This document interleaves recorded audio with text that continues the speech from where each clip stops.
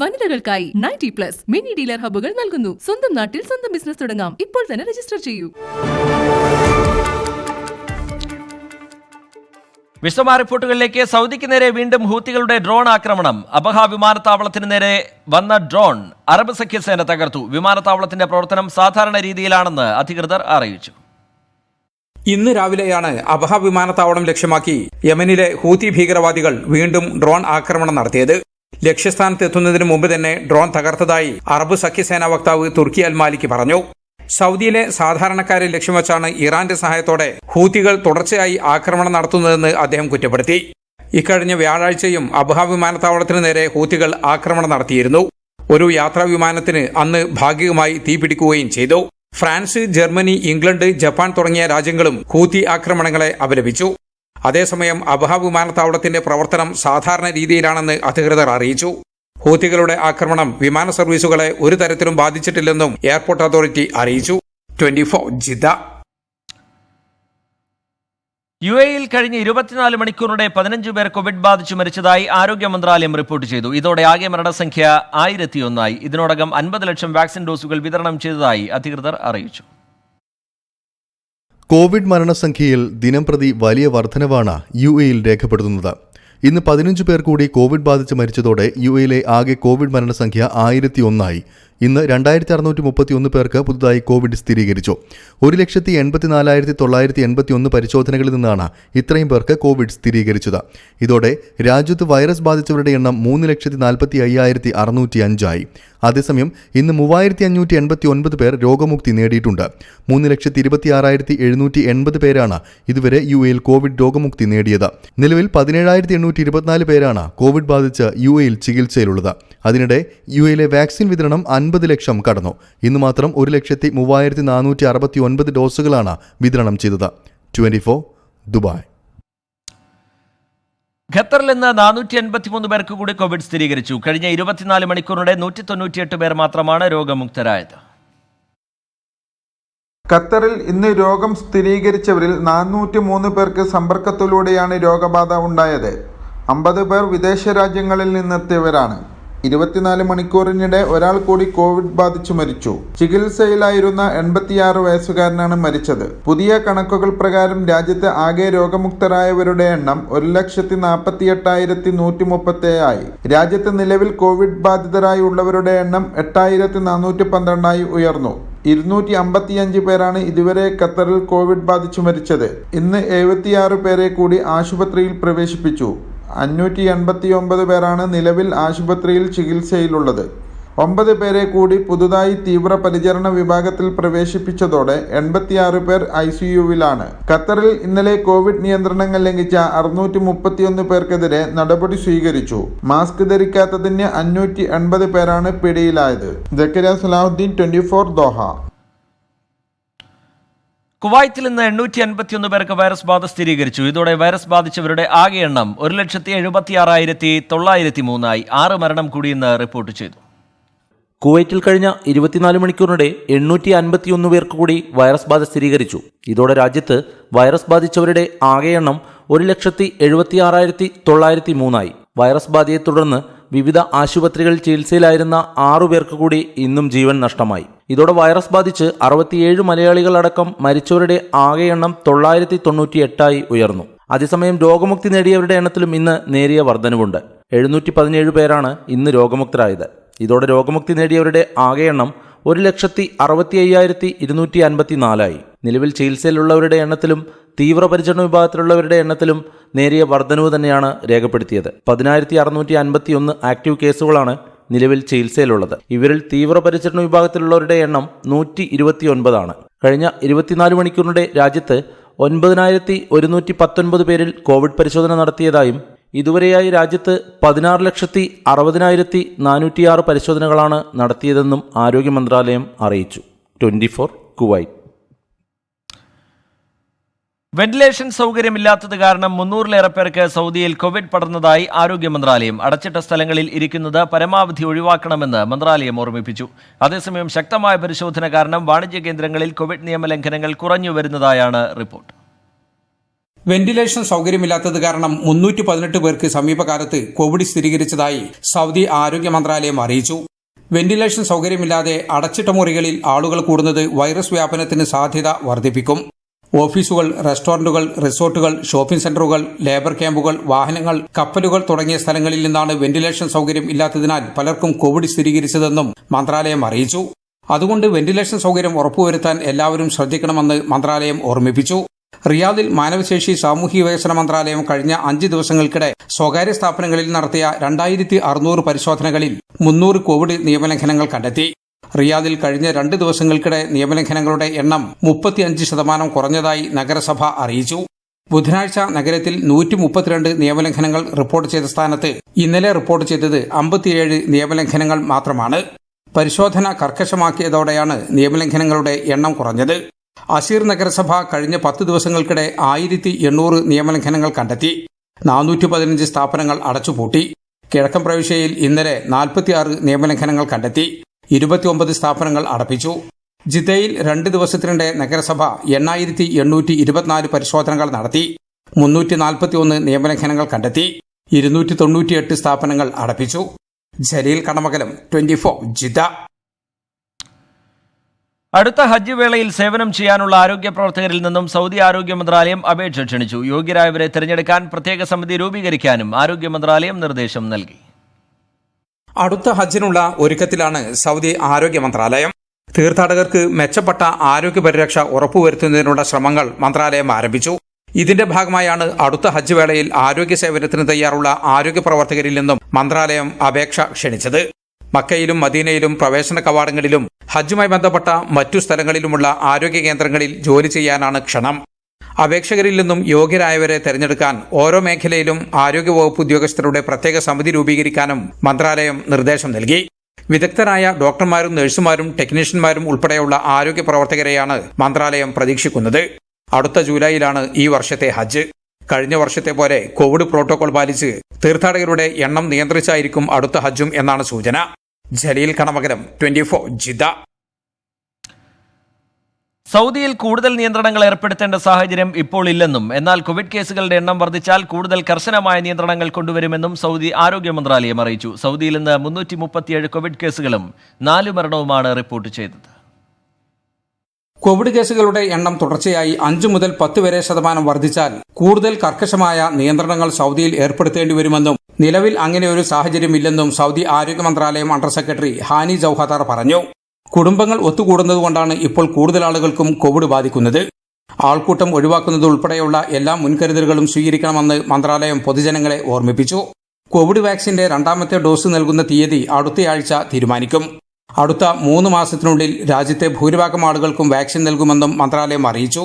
അതേസമയം സൗദിയിൽ ഇന്ന് 337 കോവിഡ് കേസുകളും 356 രോഗമുക്തിയും 4 മരണവും റിപ്പോർട്ട് ചെയ്തു. കോവിഡ് കേസുകൾ ഇതോടെ 3,72,410ഉം രോഗമുക്തി നേടിയവരുടെ എണ്ണം 3,63,303ഉം മരണസംഖ്യ 6,428 ഉയർന്നു. 97.55% രോഗമുക്തി നിരക്ക്. 2,679 പേരാണ് ഇപ്പോൾ ചികിത്സയിലുള്ളത്. ഇതിൽ 456 പേർ തീവ്രപരിചരണ വിഭാഗത്തിലാണ്. 46,841 സാമ്പിളുകൾ 24 മണിക്കൂറിനിടെ പരിശോധിച്ചു.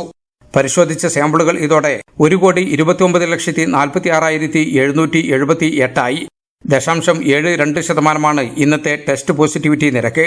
റിയാദിൽ 161ഉം കിഴക്കൻ പ്രവിശ്യയിൽ 72ഉം മക്ക പ്രവിശ്യയിൽ 46ഉം കോവിഡ് കേസുകൾ ഇന്ന് സ്ഥിരീകരിച്ചു. Jaleel Kannamakalam, 24 Jeddah. Abu Dhabi police അശ്വസേന കഴിഞ്ഞ വർഷം നടത്തിയ പെട്രോളിംഗിനിടെ 8796 കേസുകൾ കൈകാര്യം ചെയ്തതായി അബുദാബി പോലീസ് അറിയിച്ചു. ആളുകളോട് നേരിട്ടിടപഴകിയും പ്രശ്നങ്ങൾ ചോദിച്ചു മനസ്സിലാക്കിയും പരിഹാരങ്ങൾ നിർദ്ദേശിച്ചുമാണ് പോലീസ് പ്രവർത്തനങ്ങൾ പുരോഗമിക്കുന്നത്. അബുദാബി വില്ലകൾക്ക് സമീപം വലിയ വാഹനങ്ങൾക്ക് കടന്നുപോകാൻ കഴിയാത്ത ഇടങ്ങളിലും പോലീസ് അശ്വസേനയുടെ പരിശോധനകൾ ശക്തമായി നടക്കുന്നുണ്ട്. ഏറ്റവും മികച്ച സേവനങ്ങൾ ജനങ്ങൾക്ക് ലഭ്യമാക്കുക വഴി ലോകത്തിലെ ഏറ്റവും സുരക്ഷിതമായ നഗരമെന്ന അബുദാബിയുടെ ഖ്യാതി നിലനിർത്തുകയാണ് ലക്ഷ്യമെന്ന് അബുദാബി പോലീസ് അറിയിച്ചു. രക്തസാക്ഷികളായ ഷുഹൈബ്, ശരത്ലാൽ, കൃപേഷ് എന്നിവരുടെ രക്തസാക്ഷിത്വ ദിനത്തോടനുബന്ധിച്ച് കുവൈറ്റ് OICC യൂത്ത് വിങ് രക്തദാന ക്യാമ്പ് സംഘടിപ്പിച്ചു. നിരവധി OICC പ്രവർത്തകരും കൂടാതെ വിദേശികളായ സുഹൃത്തുക്കളും ക്യാമ്പയിന്റെ ഭാഗമായി. രക്തസാക്ഷികളായ ഷുഹൈബ്, ശരത് ലാൽ, കൃപേഷ് എന്നിവരുടെ രക്തസാക്ഷിത്വ ദിനത്തോടനുബന്ധിച്ചാണ് കുവൈറ്റ് OICC യൂത്ത് വിംഗ് രക്തദാന ക്യാമ്പ് സംഘടിപ്പിച്ചത്. കുവൈറ്റിന്റെ വിവിധ പ്രദേശങ്ങളിൽ നിന്നായി രക്തദാന ക്യാമ്പിൽ 100-ലധികം പേർ പങ്കെടുത്തു. ഷെയ്ഖ് സബാഹ് സ്റ്റെം സെൽ സെന്ററിൽ നടന്ന രക്തദാന camp OICC Kuwait president Varghese Puthukulangara ഉദ്ഘാടനം ചെയ്തു. നിരവധി OICC പ്രവർത്തകർക്കൊപ്പം വിദേശികളായ സുഹൃത്തുക്കളും ക്യാമ്പിൽ പങ്കാളികളായത് ശ്രദ്ധേയമായി. OICC youth wing president Jobin Jose അധ്യക്ഷത വഹിച്ച ചടങ്ങിൽ ഷബീർ കൊയിലാണ്ടി സ്വാഗതവും ഇസ്മയിൽ പാലക്കാട് നന്ദിയും രേഖപ്പെടുത്തി. OICC പ്രതിനിധികളായ ബേക്കൺ ജോസഫ്, ഹരീഷ് തൃപ്പൂണിത്തറ, ഷാനവാസ് തുടങ്ങിയവർ ആശംസകൾ അർപ്പിച്ചു. തുടർന്ന് ഷുഹൈബ്, ശരത് ലാൽ, കൃപേഷ് എന്നിവരുടെ ഛായാചിത്രത്തിൽ പുഷ്പാർച്ചനയും നടന്നു. 24 കുവൈറ്റ്. ജിദ്ദയിൽ ചിക്കൻ കോർണറിന്റെ പുതിയ ശാഖ പ്രവർത്തനം ആരംഭിച്ചു. ഫാസ്റ്റ് ഫുഡ് മേഖലയിലെ 4ാമത്തെ ശാഖയാണിത്. വരും വർഷങ്ങളിൽ കൂടുതൽ മേഖലകളിൽ നിക്ഷേപം നടത്തുമെന്ന് മാനേജ്മെന്റ് അറിയിച്ചു. ജിദ്ദയിലെ കിലോപത്തിൽ മക്കയിലേക്കുള്ള ടാക്സി സ്റ്റാൻഡിന് സമീപത്താണ് ചിക്കൻ കോർണറിന്റെ പുതിയ ശാഖ പ്രവർത്തനം ആരംഭിച്ചത്. ഗ്രൂപ്പ് ചെയർമാൻ ആമിർ ഷഹരി പുതിയ ബ്രാഞ്ചിന്റെ ഉദ്ഘാടനം നിർവഹിച്ചു. ബ്രോസ്റ്റഡ് ചിക്കന്റെ വേറിട്ട രുചിക്കൂട്ടുമായി 2 വർഷം മുമ്പ് ആരംഭിച്ച ചിക്കൻ കോർണറിന്റെ 4ാമത്തെ ശാഖയാണിത്. ഫ്രഷ് ചിക്കൻ ഉപയോഗിച്ചുള്ള ബ്രോസ്റ്റഡ് ചിക്കന് പുറമെ burger, sandwich, chilli broast, fish broast തുടങ്ങി ഫാസ്റ്റ് ഫുഡിന്റെ വൈവിധ്യമാർന്ന വിഭവങ്ങൾ ഇവിടെ ലഭ്യമാണെന്ന് ജനറൽ മാനേജർ സർജാർ തെയ്യിൽ പറഞ്ഞു. ഇനി നമ്മളുടെ പ്ലാൻ എന്ന് പറഞ്ഞത് അടുത്ത 2023 ആകുമ്പോഴത്തേക്കും 12ഓളം ഷോപ്പുകൾ നമ്മൾ ജിദ്ദയിലും ജിദ്ദേൻ്റെ പുറത്തായിട്ടും തുടങ്ങാൻ ആഗ്രഹിക്കുന്നുണ്ട്. അതിലൂടെ ഒരുപാട് മലയാളികൾക്കും ഒരുപാട് സ്വദേശികൾക്കും വിദേശികൾക്കായിട്ടും ഒരുപാട് ആൾക്കാർക്ക് ജോലി കൊടുക്കാൻ കഴിയുമെന്നാണ് ഞങ്ങളുടെ പ്രതീക്ഷ. ഫാസ്റ്റ് ഫുഡിന് പുറമെ ഹൈപ്പർ മാർക്കറ്റ്, സൂപ്പർ മാർക്കറ്റുകൾ, മൊബൈൽ ഷോപ്പുകൾ, കഫറ്റീരിയ, വസ്ത്രവ്യാപാര സ്ഥാപനങ്ങൾ തുടങ്ങി നിരവധി സ്ഥാപനങ്ങൾ ഷെഹരി ഗ്രൂപ്പിന് കീഴിലുണ്ട്. വരും വർഷങ്ങളിൽ പുതിയ നിക്ഷേപകരുടെ കൂടി പങ്കാളിത്തത്തോടെ കൂടുതൽ സ്ഥാപനങ്ങൾ ആരംഭിക്കാനുള്ള തയ്യാറെടുപ്പിലാണ് ഗ്രൂപ്പ്. ജലീൽ കണമകലം, 24 ജിദ്ദ. വാർത്തകളിലേക്ക് വീണ്ടും. CPIM സംസ്ഥാന സെക്രട്ടറി A. വിജയരാഘവൻ നയിക്കുന്ന LDF വികസന മുന്നേറ്റ ജാഥയ്ക്ക് കാസർഗോഡ് ഉപ്പളയിൽ തുടക്കം. സർക്കാരിന്റെ വികസന പ്രവർത്തനങ്ങൾ എണ്ണിപ്പറഞ്ഞും പ്രതിപക്ഷത്തെ രൂക്ഷമായി വിമർശിച്ചും മുഖ്യമന്ത്രി പിണറായി വിജയൻ ജാഥയുടെ ഉദ്ഘാടനം നിർവഹിച്ചു. പൗരത്വ ഭേദഗതി നിയമം കേരളത്തിൽ നടപ്പാക്കില്ല എന്ന് മുഖ്യമന്ത്രി ആവർത്തിച്ചു. 5 വർഷത്തെ ഭരണ നേട്ടങ്ങൾ എണ്ണിപ്പറഞ്ഞും വികസന പ്രവർത്തനങ്ങൾ ഉയർത്തിയും പ്രതിപക്ഷത്തെ കടന്നാക്രമിച്ചുമാണ് LDFന്റെ വികസന മുന്നേറ്റ ജാഥ വടക്കേയറ്റത്തു നിന്നും പ്രയാണം ആരംഭിച്ചത്. 2016 ജനങ്ങൾ ഭരണമാറ്റം ആഗ്രഹിച്ചു. പ്രകടന പത്രിക ഉയർത്തിയാണ് ഇടതുമുന്നണി അന്ന് തെരഞ്ഞെടുപ്പിനെ നേരിട്ടത്. 5 വർഷം കൊണ്ട് പറഞ്ഞ മുഴുവൻ കാര്യങ്ങളും നടപ്പാക്കാൻ ശ്രമിച്ചെന്ന് പറഞ്ഞാണ് മുഖ്യമന്ത്രി പിണറായി വിജയൻ ജാഥയുടെ ഉദ്ഘാടന പ്രസംഗം തുടങ്ങിയത്. പ്രതിപക്ഷത്തിനൊപ്പം കേന്ദ്ര ഏജൻസികളും ചില മാധ്യമങ്ങളും ചേർന്ന് സർക്കാരിനെ അട്ടിമറിക്കാൻ ശ്രമിച്ചപ്പോൾ ജനങ്ങൾ LDFനായി കരുത്തുറ്റ കോട്ട തീർത്തുവെന്നും മുഖ്യമന്ത്രി. ഇവരെല്ലാം അഴിച്ചുവിട്ട ആ കുപ്രചരണങ്ങളുടേതായ മലവെള്ള പാച്ചൽ,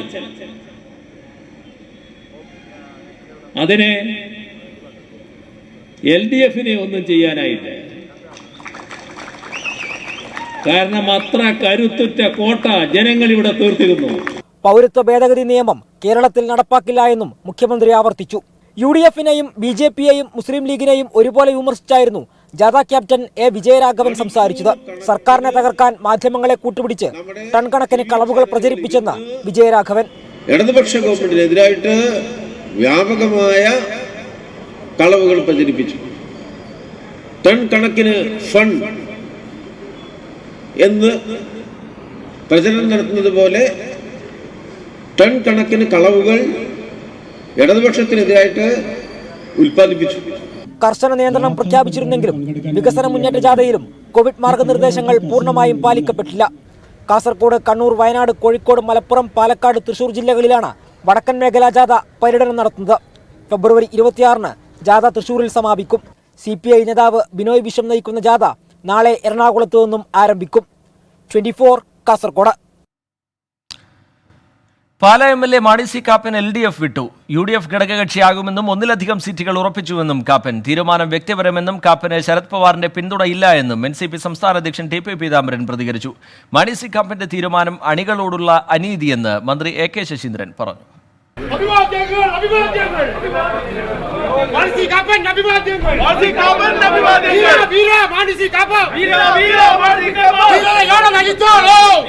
ഒടുവിൽ മാണി സി കാപ്പൻ മനസ്സ് തുറന്നു.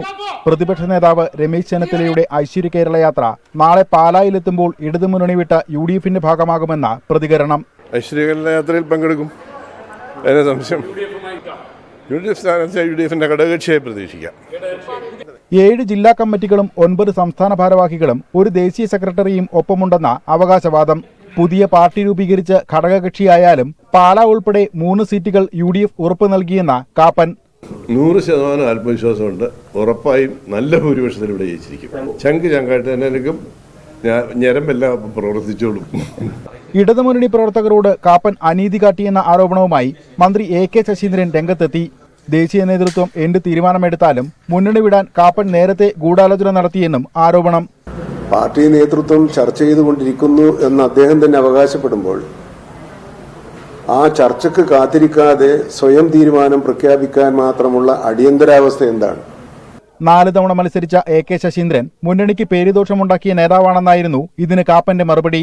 മാണി സി കാപ്പന് പാർട്ടിയുടെ പിന്തുണയില്ലെന്നും മുന്നണി മാറ്റം വ്യക്തിപരമായ തീരുമാനമാണ് എന്നും NCP സംസ്ഥാന അധ്യക്ഷൻ TP പീതാംബരൻ പറഞ്ഞു. LDFിലാണല്ലോ കേന്ദ്ര നേതൃത്വം എടുക്കുന്ന തീരുമാനം അനുസരിച്ചായിരിക്കും സംസ്ഥാന പാർട്ടിയുടെ തീരുമാനം ആദ്യം മുതൽ ഞാൻ പറഞ്ഞുകൊണ്ടിരിക്കുന്നതാണ്. അതാണ് പാർട്ടിയുടെ നിലപാട്. UDFിലെത്തിയ മാണി സി കാപ്പന്റെ അടുത്ത നീക്കം ശക്തി പ്രകടനമാണ്. പ്രവർത്തകർക്കൊപ്പം പരമാവധി നേതാക്കളെയും നാളെ പാലായിൽ അണിനിരത്തും. ഇതിനുള്ള ഒരുക്കങ്ങൾ അവസാന ഘട്ടത്തിലാണ്. മുന്നണി മാറ്റം വഞ്ചനയാണെന്ന LDF പ്രചാരണം മറികടക്കാനുള്ള നീക്കങ്ങളും അണിയറയിൽ സജീവമാണ്. ഇതിനിടെ മാണി സി കാപ്പന്റെ രാജി ആവശ്യപ്പെട്ട ഒരു വിഭാഗം NCP പ്രവർത്തകർ പാലായിൽ പ്രകടനം നടത്തി.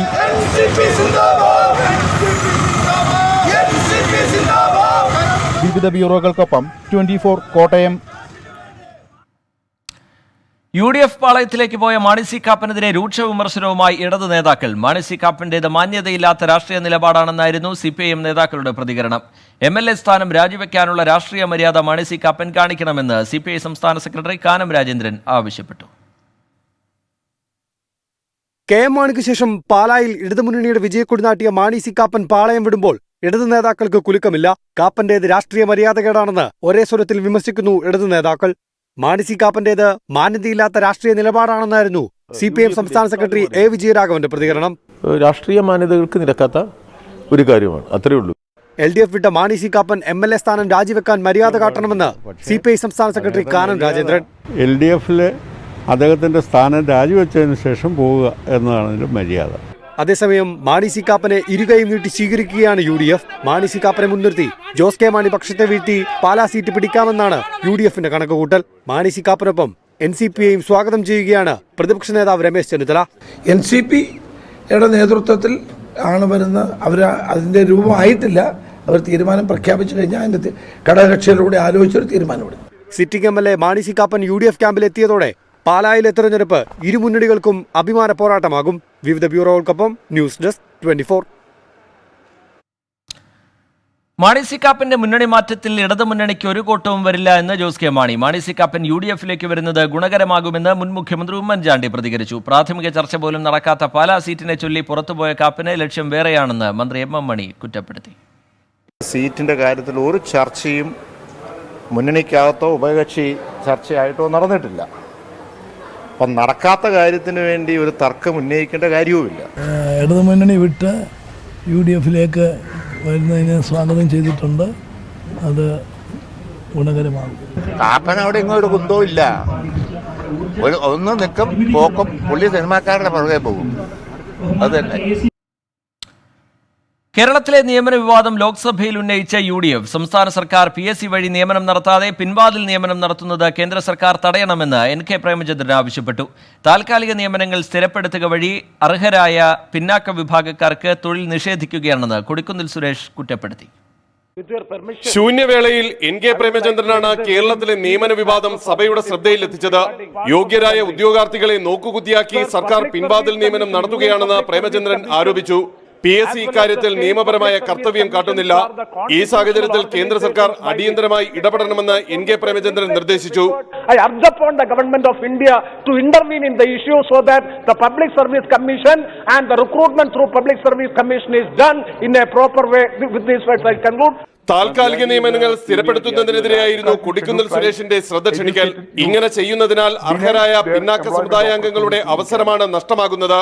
മന്ത്രിമാരുടെയും ഇടത് MLA-മാരുടെയും ബന്ധുക്കൾക്കെല്ലാം പിൻവാതിലിലൂടെ സ്ഥിര നിയമനം സംസ്ഥാനത്ത് ലഭിക്കുകയാണ്. സംസ്ഥാനത്തെ കോവിഡ് സാഹചര്യം രൂക്ഷമാകുന്ന വിഷയം ഹൈബി ഈഡൻ സഭയുടെ ശ്രദ്ധയിലെത്തിച്ചു.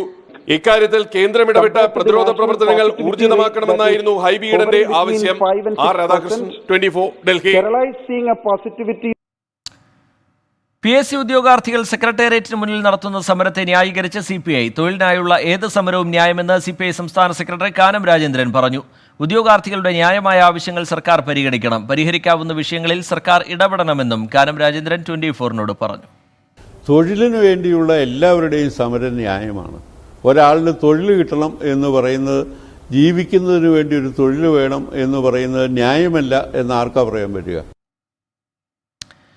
ആവശ്യങ്ങൾ അംഗീകരിക്കുന്നതുവരെ പോരാട്ടം തുടരുമെന്ന് സെക്രട്ടേറിയറ്റിനു മുന്നിൽ സമരം ചെയ്യുന്ന ഉദ്യോഗാർത്ഥികൾ. സമരം രാഷ്ട്രീയ പ്രേരിതമല്ലെന്നും കുടുംബാംഗങ്ങളെ കൂടി സമരത്തിൽ ഭാഗമാക്കുമെന്നും LGS റാങ്ക് ഹോൾഡേഴ്സ് വ്യക്തമാക്കി. തെരഞ്ഞെടുപ്പ് വേളയിൽ സമരം തുടങ്ങിയതിന് പിന്നിൽ ഗൂഢലക്ഷ്യമെന്ന് ധനമന്ത്രി തോമസ് ഐസക് പ്രതികരിച്ചു.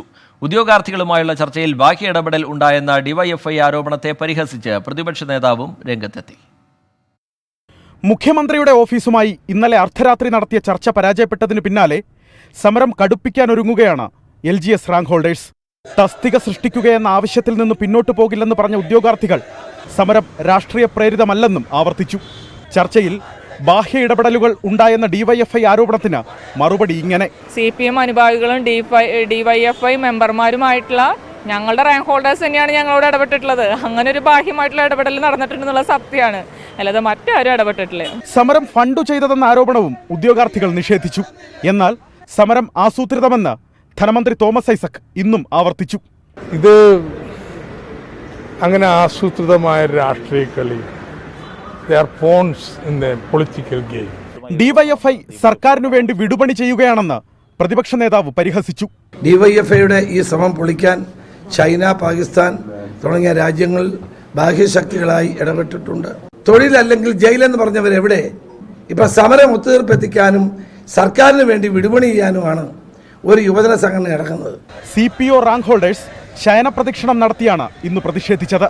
അതിന്റെ പിന്നിൽ പ്രകടനമായി അണിചേർന്ന ഉദ്യോഗാർത്ഥികൾ പ്രതീകാത്മക മൃതദേഹം ചുമന്ന് സമരത്തിൽ ഭാഗമായി. 2 ഉദ്യോഗാർത്ഥികൾക്ക് ദേഹാസ്വാസ്ഥ്യമുണ്ടായി. അതേസമയം മക്കളെ കൂട്ടിക്കൊണ്ടുപോകാൻ CPO റാങ്ക് ഹോൾഡേഴ്സിന്റെ സമരപ്പന്തലിലേക്ക് അമ്മമാർ എത്തിയത് വൈകാരിക കാഴ്ചയായി. ഇവിടെ നിൽക്കുന്ന ഓരോ മോൻ്റെയും അമ്മയായി നിന്ന് ഞാൻ പറയുവാണ്, ഈ ലിസ്റ്റ് ഒന്ന് നീട്ടണം. 24 തിരുവനന്തപുരം.